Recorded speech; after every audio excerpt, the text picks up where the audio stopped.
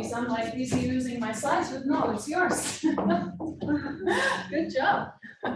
You tricked me there for a second. Yeah, good. Okay. Okay. So let me see if this works. Yeah, you did an amazing introduction. Well, I'm a mediator. I always introduce myself as a reform attorney or attorney in recovery, like Alcohólicos Anonymous, that they used to practice one way and then you change it. So as an attorney, I was educated to defend a cause. Now my cause is to foster dialogue spaces, design dialogue process, and in general, I help individuals, groups, organizations, and governments use negotiation and consensus building skills and strategies to advance their interests, improve business and working relationships, and deal with conflict more effectively. Were you able to listen to that? Can you hear me well? Yes. Yes. Okay. For me, it's an honor. You will see some drawings, pictures, but yes, you are up there and I'm down here. So I'm going to give you a worldview and a cross-cultural experience that I had with helping a dialogue process. But in general, that's how my work looks like. Well, that's pre-pandemia, pre-COVID, because nobody uses masks over there. You see different spaces facilitating dialogue, training local communities, and this is post-pandemia, wearing masks. There's a picture there when I went to a little tiny town to free a major city or a municipality. The local government was taken by the community, and then you see me down there here in the government palace, and other spaces. You can see that we can do it in the open highlands or in a basketball square, and that's it. And we also do digital dialogues, and when we start using Zoom to have conversations with multiple stakeholders. The experience that I want to share with you, I frame it as from conflict to strategic alliance. It's a Warintza project in Ecuador, and the purpose was to do some joint exploration and development, and I will tell you more about this. But this is where I am now in Peru. Up in Ecuador is above Peru. This is the little tiny place next, close to the border, and you may listen our dog barking, so I'm sorry. So a little wider context, Peru and Ecuador had conflicts because of a dispute border, 78 kilometers, and we had very bad tensions in 1941, 1981, and 1995. And in this year, 1998, 26th of October, Peru signed a peace agreement with Ecuador. This is the Peruvian president. That many people, when this happened in the 90s, people thought that, well, Peru is a colony of Japan, where we have a lot of cultural diversity here. And this is Jamil Mawat, from a former president of Ecuador. This is a border where I stood up here between, here is Ecuador, here is Peru. That's another area, but that's the jungle, okay? So the Cordillera del Condor is a serious mountains that borders the limit Peru and Ecuador. And there's this mining company, Lowell Mineral Exploration, had a project called Warintza, located in territories of Shuar Warints community. Shuar is an indigenous community in Peru and an indigenous community in Ecuador. So after all these conflicts between nations or countries, then we had this new conflict in the same area where we had the border dispute. And there's a lot of area and 200,000 acres to the north of the mountains range. We have like 10,000 Shuar or these communities living in that area. And in 2004, there was an agreement between this community called Warints and the company Lowell Mineral Exploration. So they agreed to do, they reached an agreement supposedly to do some exploration. That was 2004, but 2006, people from Ecuador deport a North American mining company from their territories, saying that November 1st, 2006 will be forever remembered by Shuar people, one of the original peoples in Ecuador, because they apprehend employees of this mining company and they basically kick them out from that area. So they expel them from that area. So since 2006 till 2017, they had 11 years of conflict and the company couldn't do any type of work in that area. In 2017, 10 Shuar leaders from this community came to Lima because they wanted to meet with the head of the mining company. The headquarters of this Ecuadorian company was based in Peru, in Lima. So they came to Lima to say, hey, you purchased a piece of land a few years ago, 2004, and we are not happy with that. There was internal dispute of why they did that, how they did it, and many people were not aware that's what they were saying. But they came to Lima to say, we want our land back. So the mining company contacted me and said, hey, Luis, these guys from these communities are coming to Lima and they are going to ask for the land back. We don't know what to do. We don't know how this conversation is going to develop. So they asked me, can you do some sort of training, negotiation, and dialogue with these leaders, and then we can have this conversation, and we expect to have a more productive conversation, and maybe you can help us to facilitate this brief or short conversation between these two groups, the company and the leaders that came from Ecuador. One of the results of this conversation was that the company said, we will not return the title, the land, but let's have a future together. And the first day I did a training in negotiation, which normally takes 8 hours, 16 hours. But what I wanted to deliver and help them understand, it was very complicated because they even didn't speak Spanish very well. So I had a translator in this training. So I was not able to deliver all the training I wanted to help them comprehend or take in. But they understood the basic or the key difference between interests and positions when people have dialogue.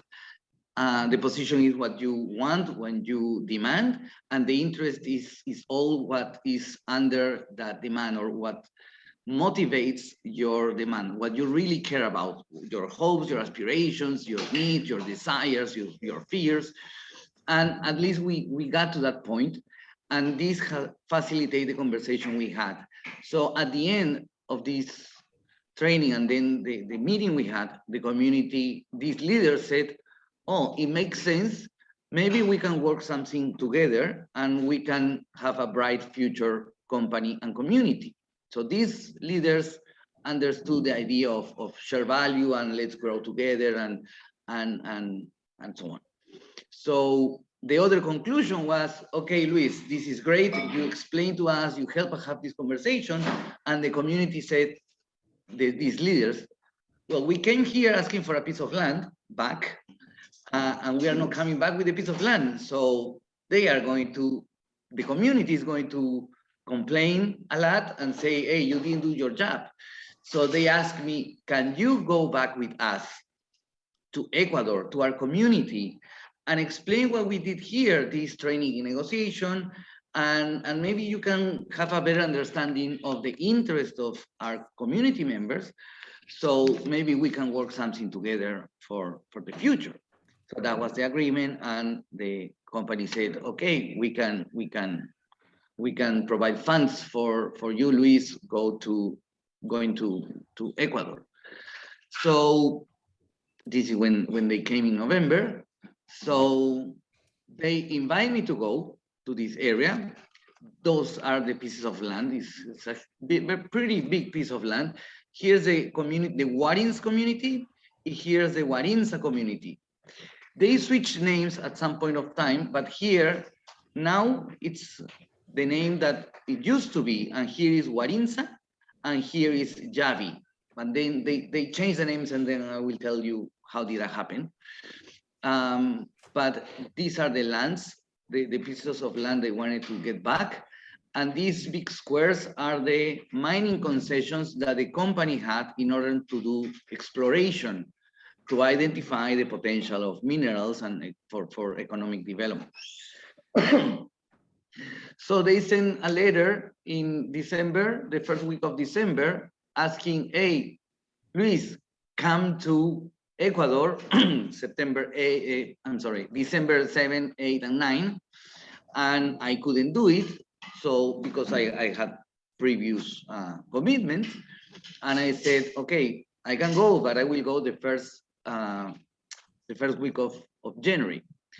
So it came 2018, and January I went to Yawi, is one of those communities, to explain what we did in Lima and to explain what's kind of dialogue process, and my purpose was to understand the interest of this local community. This is the whole area that is territory, is Shuar territory, meaning the territory of this indigenous particular group. And here you have the two communities, Warints and Yawi. So this is my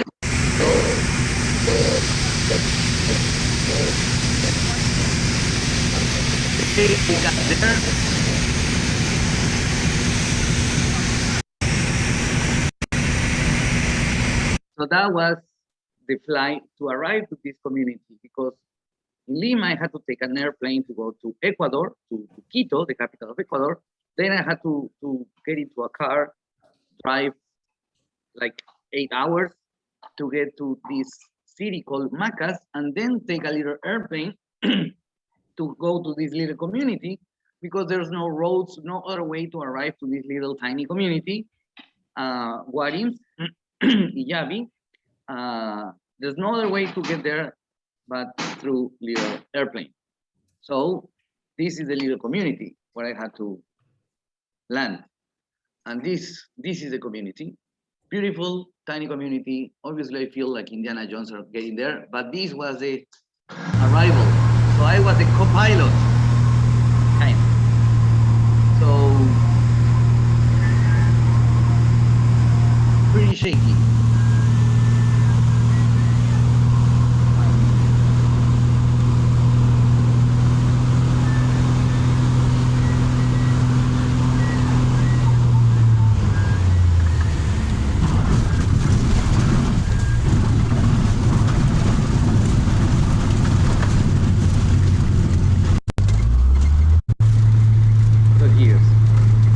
As you see, this was not a soft landing, and I was pretty worried and concerned about my integrity, but there you are. I got there feeling like Indiana Jones, and I was very happy. And I landed to this community called Warints, and then I had to walk 1 hour to go to this other community, Yawi, that was where this Yawi community is the one who sent these 10 leaders to Lima. So here's where I connect with the people, and my process to understand the different interests from the community and from the company started. So my purpose was to share ideas of what we did in Lima, do this stakeholder assessment, which is basically understand their interests and their grievances, and potentially craft a proposal from this community to the company. So this is Warints, where I landed, and this is the other tiny town when I get after walking 1 hour. So I did some PowerPoint presentation that was very interesting. So here I'm talking with the community. Here we're here we had dinner. Well, we got pictures. And here you see these pictures, it says Sansa, and you said a little tiny head with long hair. And I think I feel pretty good. I arrived there and they said, well, we are very famous in the world because we are one of those tribes that they take the heads of the enemy, we shrink it, and we hang it from our belts. Oh. And they told me, but don't worry, we don't do that with bald people. So if you don't have hair, I think they were joking, but they were joking, right? So it was good. So after having this long conversation, they prepare. I was there like 3 days, staying in the community, and after having, well, I listened to people cry, scream, complain. Some were interested in, okay, what's going on, what's going to happen, and they said, well, I helped them to come up with this idea of, okay, let's carry out a prior consultation process. Consultation process is something that ruled by the International Labor Organization, ILO, and there's a convention called 169, which gives the rights to indigenous groups to have this consultation process in any kind of project that they are going to do in their lands. To understand the concerns, the worries, and see how the government should address those concerns before approving any kind of project. So the community said, we want to do this prior consultation process on the project, and the company must commit to give back the titles or the property. And there were like 26 premises that belongs to 18 families of this Yawi community. And then that was one of the kind of requests for having, for reaching a solution. And then they participate, then they said, and then we can participate in this dialogue process with the company to prepare together a development, a community development plan. And then they ask, we want a compensation or an indemnity to the communities of Lowell, Yawi, and Warints for the damages and suffering. The damages and sufferings caused by for the situation or by the situation. The thing is that these indigenous people, they have a different worldview, and people that live in more Occidental people, they believe that the properties or lands, we own them, we use them, we sell it, we buy it, and we do development, whatever we want to do with the pieces of land. For these communities, land is kind of an extension of their humanity, of their body. And there were communities, neighbor communities saying, hey, how did you dare to sell a piece of land? It's like you're cutting an arm. So if you are giving away your land, you don't deserve to be a Shuar, to be this indigenous community anymore. So maybe sometime we're going to get to your area where you're living, we are going to kill you all, and we are going to take the land back. So that caused a distress, suffering, and that's why the community were saying, this community was saying, we want some damages or compensations. So I left Ecuador, I left this community, I went to Lima, and I had the capital of Peru, and I had a meeting with the manager of this company. I presented the community proposal, and the manager said, this proposal should be reviewed and evaluated in Canada by the executives, because it was a Canadian company, a mining company, and had a subsidiary in Peru and Ecuador.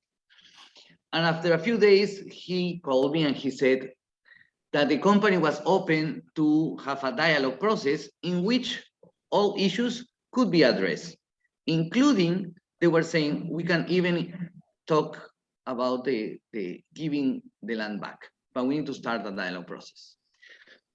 So then in February, I had to go back to the community to explain what was the response to the proposal that they draft.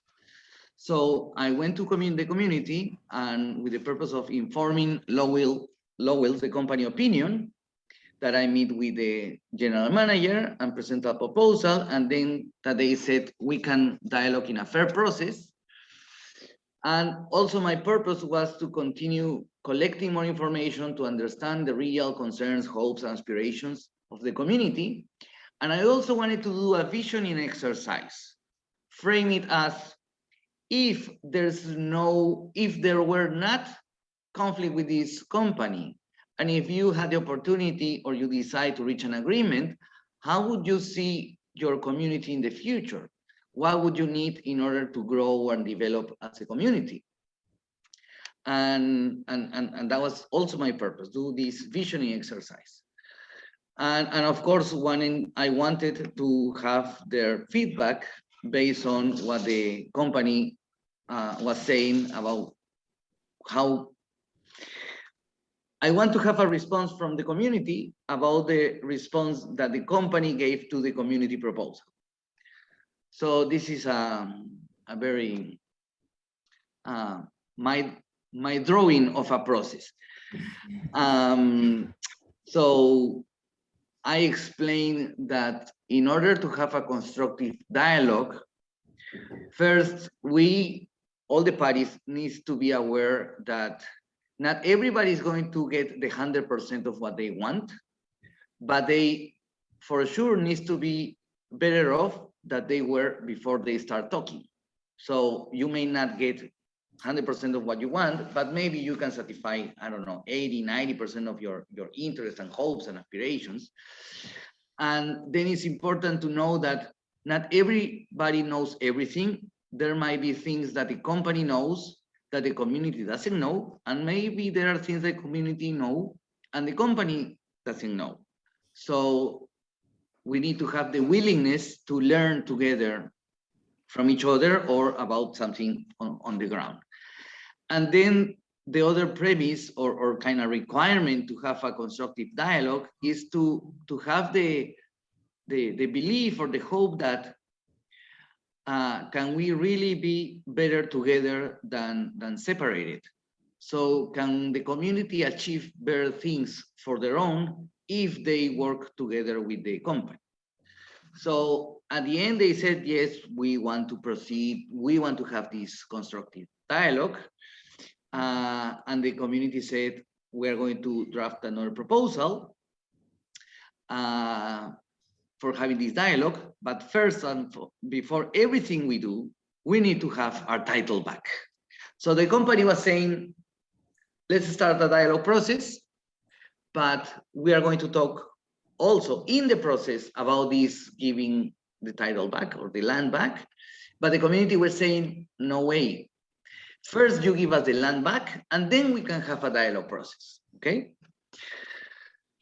So those are the requirements that I mentioned before, that not everyone is going to get everything they want. Do you really need each other? Meaning, can we achieve better things together? And not everybody knows everything. I can share with you after my presentation these slides, so just in case. So this was a visioning exercise, playing with a lot of post-its, and it was very challenging because I post those post-its in this big you say white sheet or white big piece of plastic, and I had to carry that for 1 hour since I arrived to Warints, then to get to the community, and then I had to hang it. It was, the logistics behind this is also very cool. So at the end of the visioning process, people said, well, we want to address concerns with health, with education, with infrastructure, with housing, with energy, with internet, with roads, with production, because we want to industrialize our products. And that was it. So it was it worked very well, this visioning exercise, because this helped to where to focus on in order to bring development. So at the end of this meeting, that was also 2 or 3 days, we had a new proposal in February 2018. So first the community require return the titles to heal wounds and heal the relationship between the company and the community. And then we can continue with the dialogue process and formalize this prior consultation that we want to do, but which at that time it was not regulated. There's an international treaty, but it's not in the legal system yet. So they said, well, you give us the land back, and then we're going to talk about the development plan for the community, the development plan for this mining project. You want to do exploration, and maybe later on you want to do exploitation.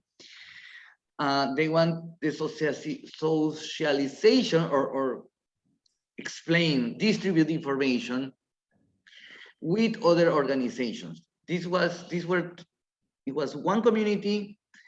They had another nearby community I was in Yawi, this other community Warints, but there was a larger organization called Pueblo Shuar Arutam, which is like a federation that gathers all these little communities. And there was another organization also that gathers other communities. They wanted also the prior consultation process, and they were willing to talk about granting permission to do exploration for 7 years to this company. And then they start talking, well, if the prior consultation is not yet regulated, we can have a dialogue to address all these concerns and hopes. And the community affirms that to give trust on the community, the parties could hold a ceremony with a press conference via television in which they return the property titles and sign kind of joint commitment to make this dialogue process for the development of the community. And this was the things that we were talking and saying, okay, we can put all this in a proposal and then give that to the company. And then we agreed to have, I was going back to talk with the company, and then I should return in March to bring the comments and responses from the company. I also had the opportunity to talk with some government officials at that time, and they said, since like we are never going to we're never going to do mining on people's back, and the governments of that time, they were like, let's do mining, but respecting the communities and the indigenous groups' rights. So then in March, I had the opportunity I wanted to learn more about the company. And there was a conference, a global conference, project development in Canada for exploration and mining. That's kind of the biggest conference in the world that is in Canada. And they were also people, there was a group coming from Ecuador. So I wanted to learn also about the native people of First Nations in Canada, because they have more experience in business and growing together with companies. I also wanted to learn about a mining company and a community that it seems they were reaching some agreements in other areas in Ecuador. And then I wanted to meet some leaders of this Shuar community from other organizations that were coming to Canada. And my most important interest was to go and meet with Lowell executives or the executives of the headquarters of the company in Canada. So I had the opportunity to be there in Ecuador, in Canada, meeting with executives, meeting with some leaders. Here it was the mining minister of Ecuador, the ambassador of Ecuador in Canada. I learned about this experience that they were having also of a company and a community in another region in Ecuador. I'm there with the ambassador of Ecuador in Canada, with other indigenous from communities, other communities in Ecuador. And my meeting with the Lowell executive was to know the interest or to learn about the interest of the company, explain the current situation and the interest of this Yawi community, which they didn't know anything about that. I wanted to also know if the company were willing to give this land back to the community, what would be the decision-making process within the company, and how is the Lowell company organized, and how do they decide, and what has to happen so they can decide what to do with the current title or the land situation. So after going to the community, understanding the interests of the community, after going to Canada and understanding the interests of the company, I believe I had a shared understanding of kind of the big picture of the conflict. And then I said, well, maybe we can prepare something, a basic points that we can start talking and move forward. So the interest of the Yawi community was to recover land titles, and this has to do with the identity issue that I mentioned. It's not just property rights, it's also identity and emotions. They wanted to achieve the development and well-being of the Yawi population. That's how I understood the visioning process that we did. And Lowell interest, the company's interest, was to do exploration, construction and exploitation of this Warintza project with A1 super world-class social, environmental, and technical high standards, which was in alignment with the interests of the Ecuadorian government. They wanted to learn more about the concerns of the community. They wanted to better understand the community. And they wanted to know the concerns and aspirations of other organizations like this federation that I mentioned before. And they wanted to also contribute to the development and well-being of Yawi and Warints, these communities in Ecuador, and perhaps other communities around the Shuar people or these indigenous communities. And this was also an interest that was, or a shared interest, or in alignment with the interests of the community. So March 2018, as promised to the community, after coming from Canada, I went to the community, well, I went to Ecuador to talk with the community, try to develop or put this on the table and say, hey, we have here an opportunity, and Yawi could propose to invite the general manager that was based in Peru to the community, a new director for corporate affairs in Canada to come to Yawi, because the Canadian guys were saying, well, maybe we need to send somebody from here to understand what's going on in this community. And they could learn how the community or people feel, live, and what they really care about, and what's all this drama with returning the titles. So perhaps this general manager and the individual coming from Canada could persuade the company or the board of directors about the need to return the land titles. Also, Yawi, this community, could propose to Lowell that he also seeks a dialogue with these federations. And also, the Yawi community could propose to Lowell sign an agreement for the return of the land titles in exchange for granting exploration permission with a monthly payment for this permit, and then initiate a dialogue process on the development plan and well-being of the community. And perhaps we can also do this prior consultation with the government for the exploitation stage of the process. And then we can also give advice for the community projects and ventures, and like the experience that we learned in Canada. So these were the ideas to bring from Canada to the community to say, hey, here, there's might be a roadmap to some ideas to start working together. So I arrived to Ecuador, took my plane from Lima to Ecuador, drive this car, well, somebody else was driving for 8 hours, got to Macas, this little city, and I went to the airport, little tiny airport, to get into little airplane to go to Yavi and tell them this opportunity. And then I ran into this guy. And this guy was the head of this federation that I mentioned, that the company wanted to talk with or involved in these conversations. The community also want this bigger organization be part of the dialogue process. But he told me, hey, so you're the mediator, you're the attorney coming here talking with the community.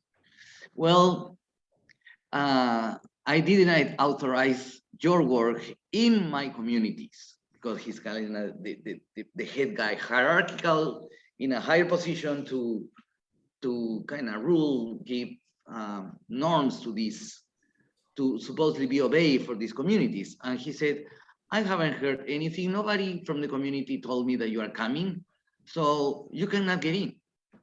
And I was like, but they are waiting for me. So can we call them? Because, but then he started explaining to me how the organization works. And I had to decide, should I enter or should I not?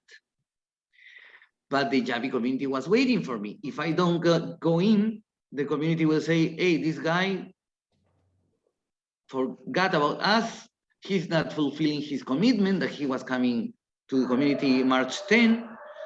And on the other hand, I had this guy saying, you cannot get in. But if I get in, I will disrespect his higher position. I will do a kind of an offense in the cultural view. So at the end, I told this guy, Mr. Vicente, I respect your higher position. I respect how you are organized. I respect your culture. And for that reason, I accept that I'm not going there. I can make a decision that I will not get into the community. But I would like to ask you if we can have a conversation in another moment, because I would like to have some people, big sharks from Canada, to come here to talk with you, because they want to learn about your bigger organization. I gave some ego massage, what I call is, I address his interest of being important, and then he said, sure, we can get together sometime. So that was it. In April 2018, the new administration in Ecuador sent this a new country director, and he came to the city Macas, Quito, driving Macas in Ecuador, and he wanted to learn how the company works, how they were organized, wanted to know what have been done, and that was it. It was like, I want to know your organization.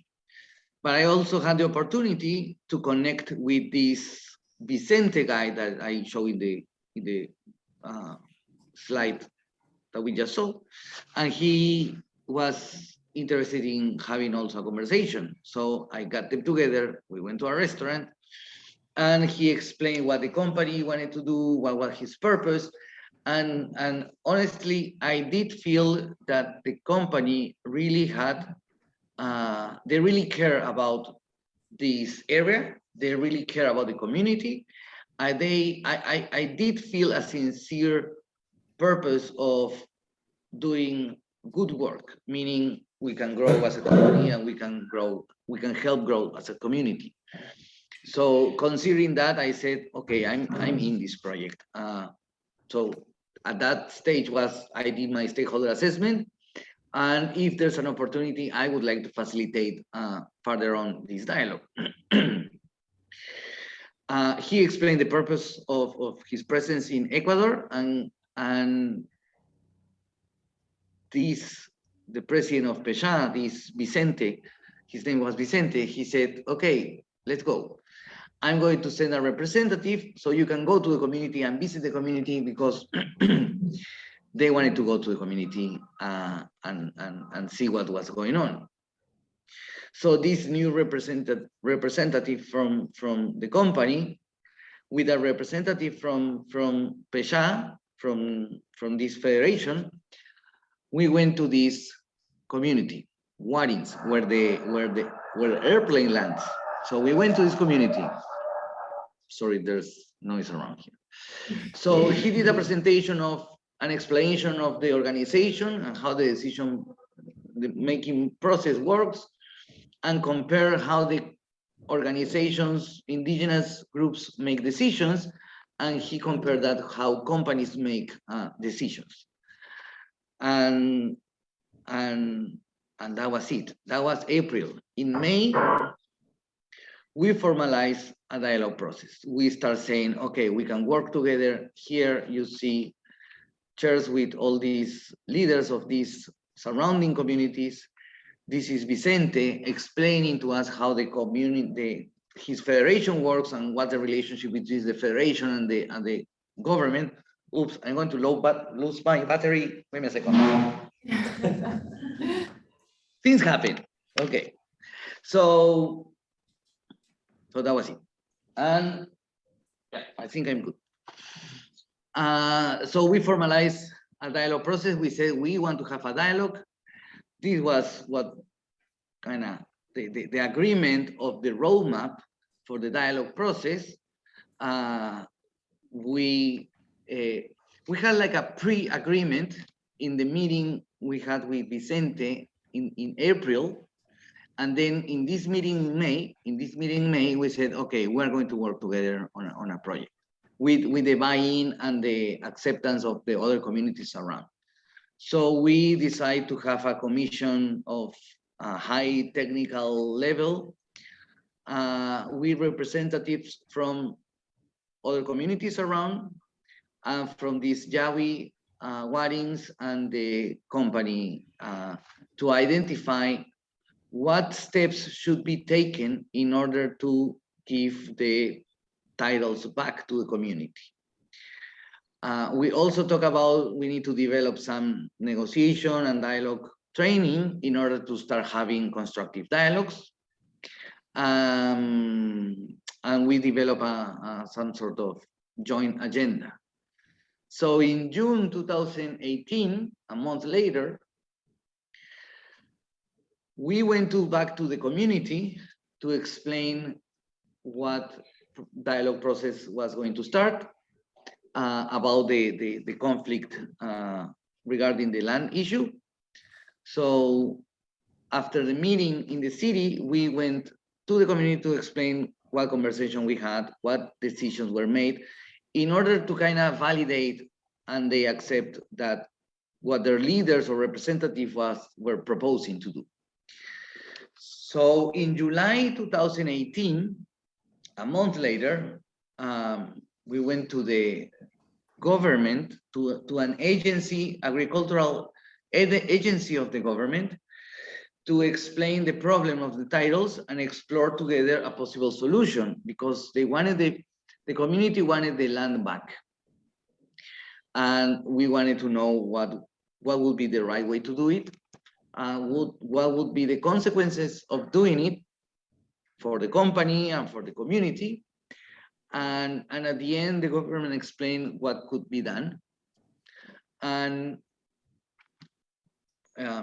in parallel, so at the same time, a census was happening, a census organized by the company and with the agreement of the federation to do a census, because the company said, if we reach an agreement and if we are going to help this community to develop, we need to know how many people we have here, what kind of activities you have, what kind of initiative you would like to have. So at the same time, we have this census process. So in August, I'm there with kind of bigger post-its explaining what was all what we have done till now. And then we wanted to do this, explain to the community what was the result of the conversation about the giving the land back, the conversation we had with the government about this topic. And the company wanted to ask a question to the community. Because I mentioned there were two communities, Warints and Yawi. So Warints was the original community. And when these 18 families gave their land to the company, they were very criticized by the community. So they decided to move away from this community and they established their new community, Yawi. So that's why you have Yawi. I'm sorry, Warints and Yawi. Warints is the original with all the rights. And then Yawi, which is a new organization, a new community, but they didn't have the recognition of the government. So you had two communities. One is the official community or with legal status, and the other one didn't have the legal status.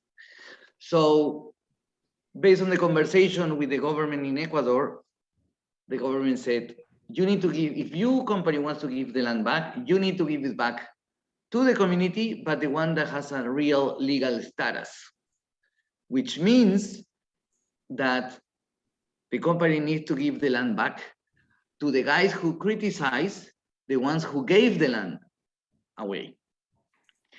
And in this meeting, you had people from Warints and from Yawi. And the company said,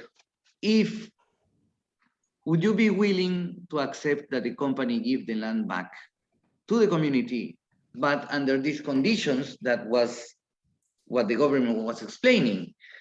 And they have an internal loud conversation in their own language. And at the end, they said, yes, but we're going to change our names. So Warints now is going to be called Warintza, and Yawi now is going to call Warints.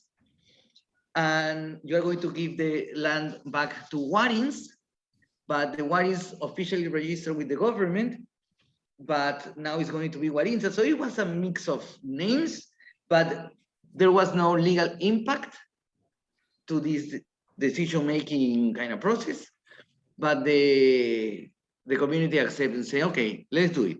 And we internally, we know we are going to fix the situation, the kind of internal dispute that they had. That was August 18. And later on, Lowell, the company, sent a letter to the community to make official that we are willing to transfer the ownership of the land that was object of this conflict. But we are going to give this land back to this, to the official community. So you see, not showing a lot of teeth, but people were happy and smiling and saying, awesome, this is going to happen.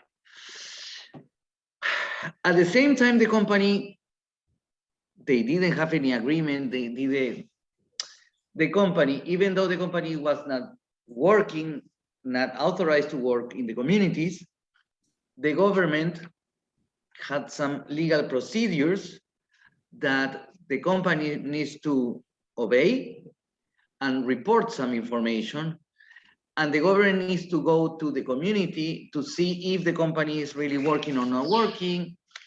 So the water agency or the water authority and the Ministry of Environment, they needed to go to the community. But the company had a better relationship with the community than even the government, because also the community has a problem with the government. That's another issue. But the company had to persuade or talk or get agreement from the community for the Ecuadorian government to go to this community and explain or do the work that they were supposed to be doing. So we said, we reached an agreement. It was, okay, the government needs to come to our assembly, to our big meeting, explain what they want to do.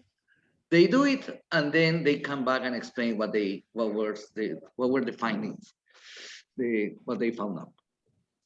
So that happened. And in September, that was a little tense meeting, because Lowell had to explain to the high-level commission, this negotiation party that we had, the status of the donation process. So we're going to give land back to the community. We're going to transfer the property, but there was a conflicting information of the titles between the municipality records or the local government records and the national public records in Ecuador, in Quito. So there was some legal work that needs to be done to put these papers in alignment. And this was going to kind of delay the process of giving back the ownership. So we had to talk about this because the company was not going to be able to give the land back at the time that they were thinking.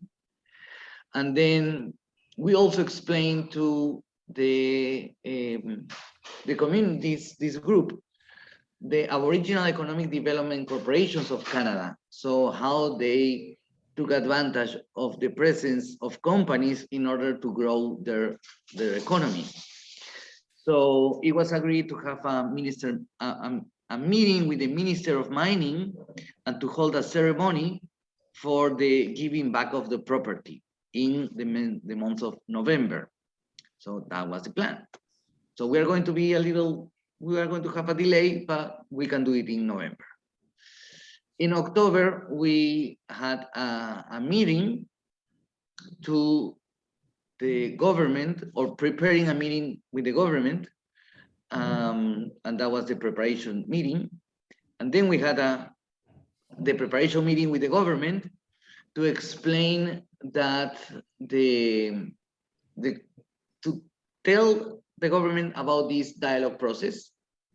And we wanted to have the presence of the Ministry of Mining, that here says Energy and Non-Renewable Natural Resources, and now they changed the name and now it's Ministry of Mining and Energy, but that was the Ministry of Mining. They wanted to talk with the Ministry of Mining.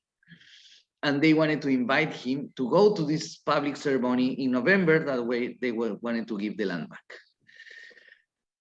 At the same time, we were doing these workshops to identify and gather information about the an assessment of needs and problems in the communities that would be the ingredients to have this development plan for the benefits of the community if the company reach an agreement with the community to do this exploration work.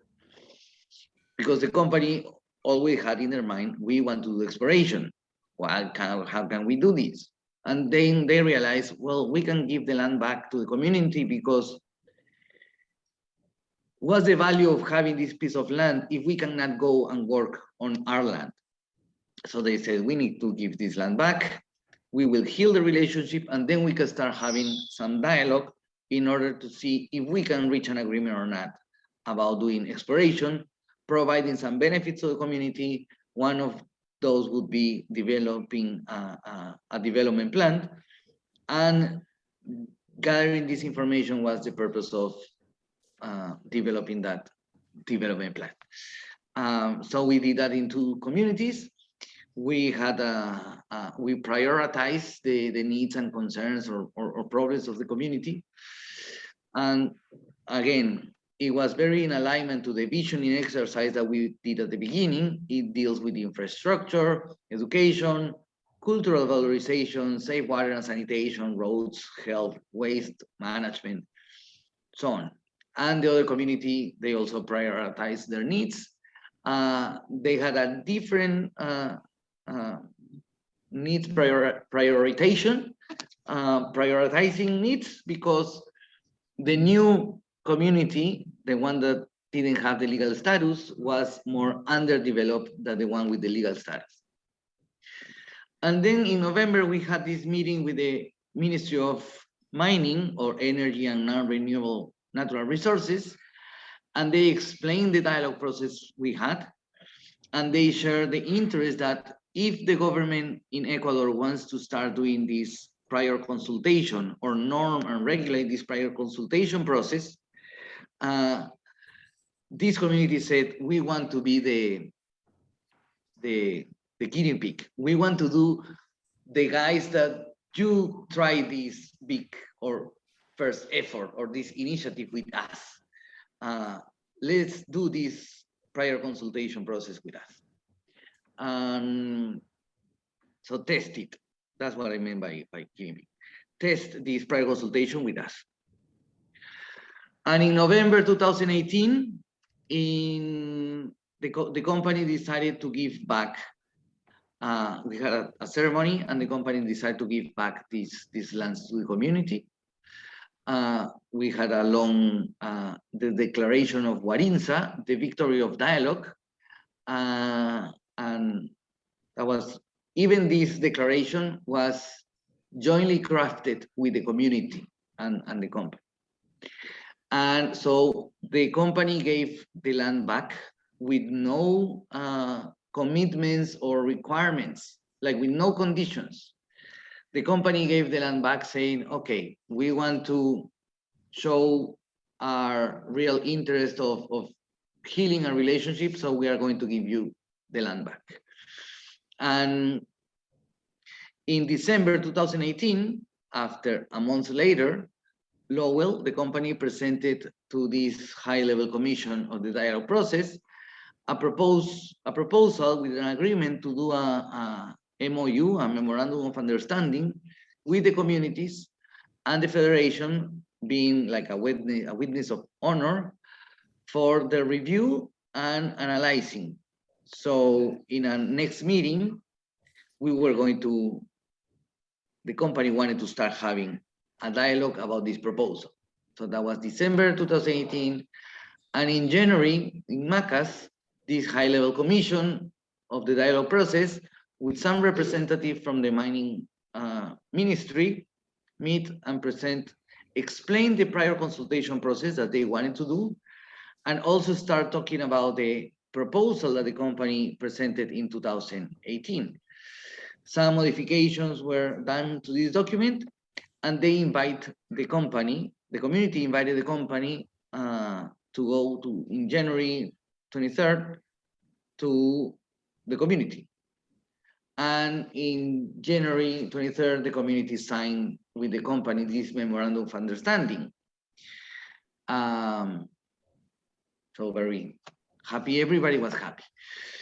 PSHA, like the federation, at some point during this meeting said, okay, the representatives of the company are going to sign this, but the federation is not willing to sign this document. And kind of everybody freaked out saying, what's going on? Everybody was in agreement. But the federation they did need to have this internal conversation to decide how to proceed. We're going to sign, we are going to validate this process. So the company was invited by the PSHA Governing Council at the headquarters in another city nearby to talk about this situation. They talk about the dialogue process between the companies and federation and the communities. They explained that they gave the land back and that they signed this memorandum of understanding, and this federation agreed to support this dialogue process and the decision of, and they gave all the powers to this Vicente guy, to the president of this federation, to sign the letter of understanding or memorandum of understanding as a witness. And they reach an agreement. They have this memorandum of understanding between the Shuar, the federation, the company, and the agreement to do a study of the subsoil, a joint study of the subsoil of this community with some benefits for the community. With the end in mind of, let's look for the well-being of everybody. So the agreement basically is we are going to do a joint study of the subsoil. So it's a joint exploration, which I have never seen this in any other mining project, in which the company and the community are working together to identify the potential of minerals in the subsoil of a community. And one of the requirements was that this memorandum of understanding will have a consultation and monitoring committee to verify the compliance with the commitments to the compliance of the agreements and to advise the company on the community's perspective, and includes this environmental monitoring committee made up with members of the Warints and Yawi community to see that they are working well and not affecting the environment. There was a development fund. They had some hiring practice. It will rotate hiring people. Lowell was going to develop, the company was going to develop a training program, and the company, with the advice of the community, conducted the selection process, and the training program began later on with 40 representatives from the community. And one key thing that I have never seen in any other project is these two things. This memorandum of understanding empower the community, because if the community decides to do so, the community can suspend this memorandum of understanding at any time. And Lowell will not carry out any activities of advanced exploration when you bring the drills and you do more deep work, if they didn't have the support of the government. So 2020, before the COVID started, a delegation from these Shuar leaders from both communities, they formed this advisory board. That was the new name of this consultation committee. The advisory board of the Warintza project, they came to Lima to do two things: to learn about the experience, the mining experience in Peru, because we have in Peru more years of experience with mining, and also to share the story of the dialogue process and peace building in Ecuador. So we did some training over there.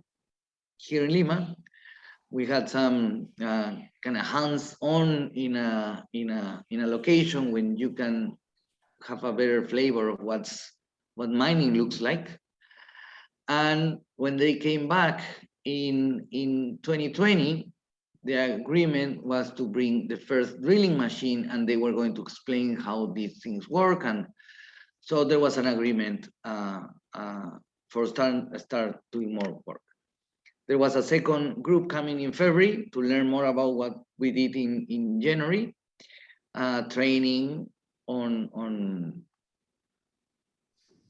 or explaining what mining looks like, because these were new leaders that were coming on board.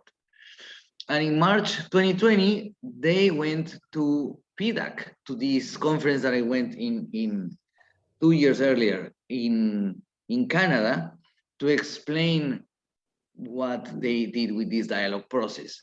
And they had the opportunity to meet representatives, not only from the Canadian government, but also from indigenous peoples in Canada. And they met with the Tahltan Native people, or a representative from the Tahltan Native people, the ones from which I was explaining to them these economic development organizations.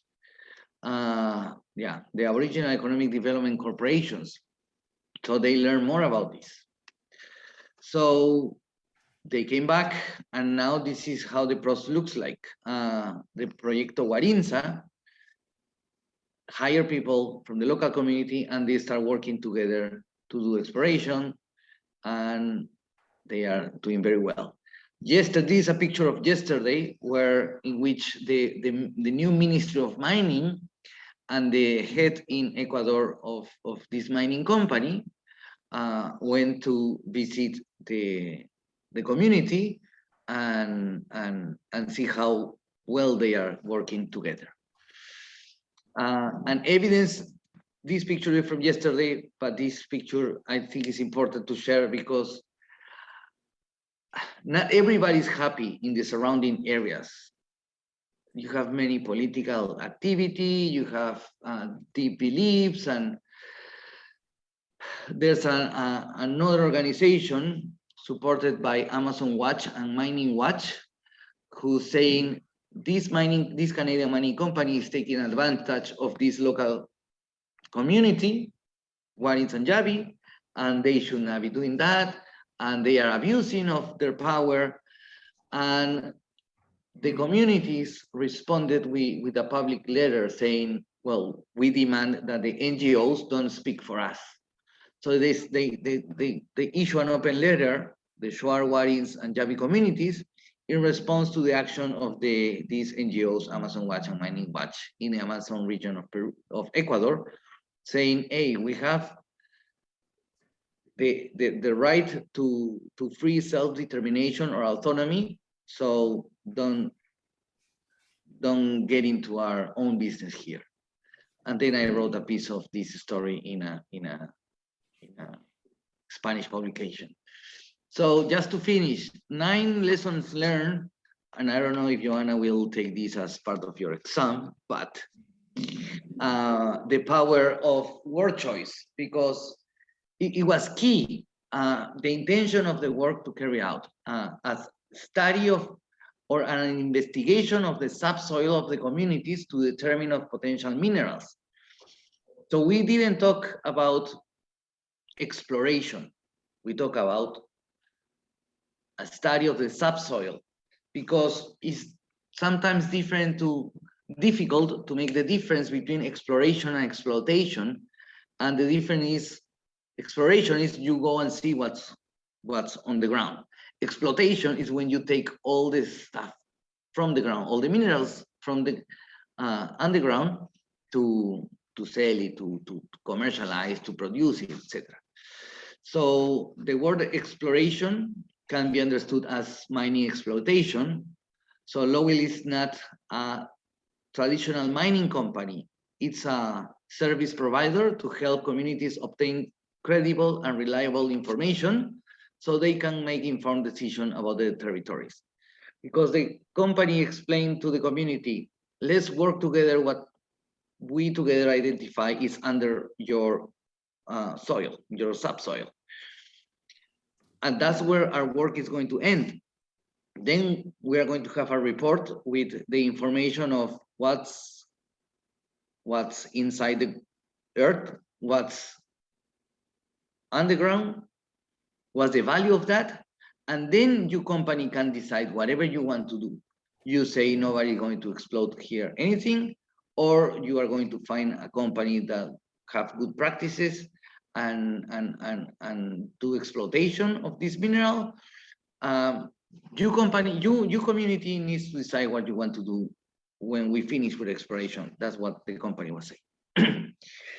Another key learning of this process was that listening to others, to the other, in the first step, is the first step to start building and rebuilding trust. One must be genuine in listening with the purpose of sincere understanding and learning about the other. So the other can really feel that the other one really cares about knowing and understanding them.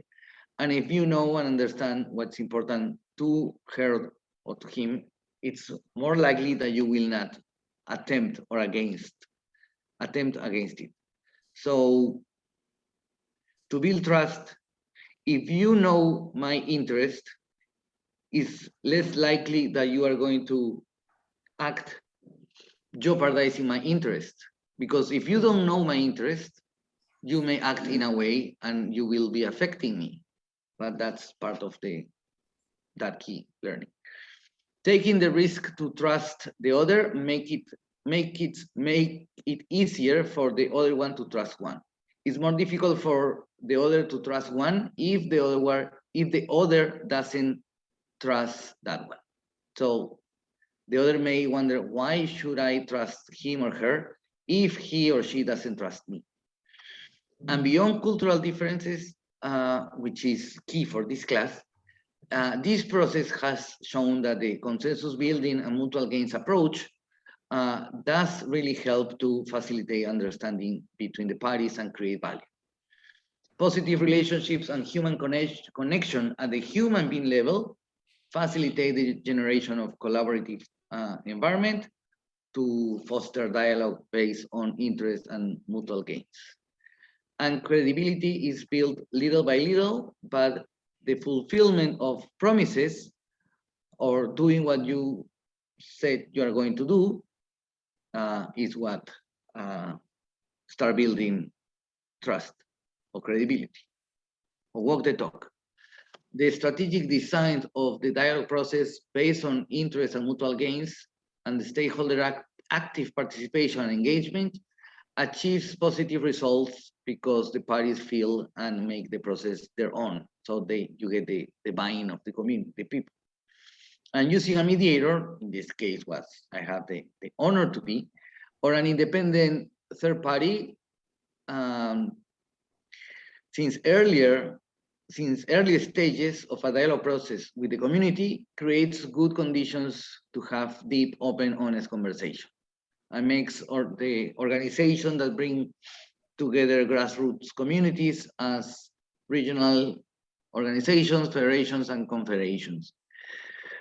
So makes organizations that bring together grassroots communities pay attention to the process and make them want to join the effort. And the commitment of the executives within the company with a genuine dialogue process in which power and control are shared with the community is essential for the success of this dialogue process and consensus building. So I guess this process was very lucky that on one side, the community was open to learn and engage, and on the other side, the company was willing to engage and have this kind of leap of faith and work together. And as Peter Drucker, one of the fathers of modern management, he says that the culture eats strategy for breakfast. In my world, that means that it's useless to have the right tools and processes, strategies, mechanisms, if we have the wrong paradigm or the wrong culture. So I always encourage people to think of mutual gains. So that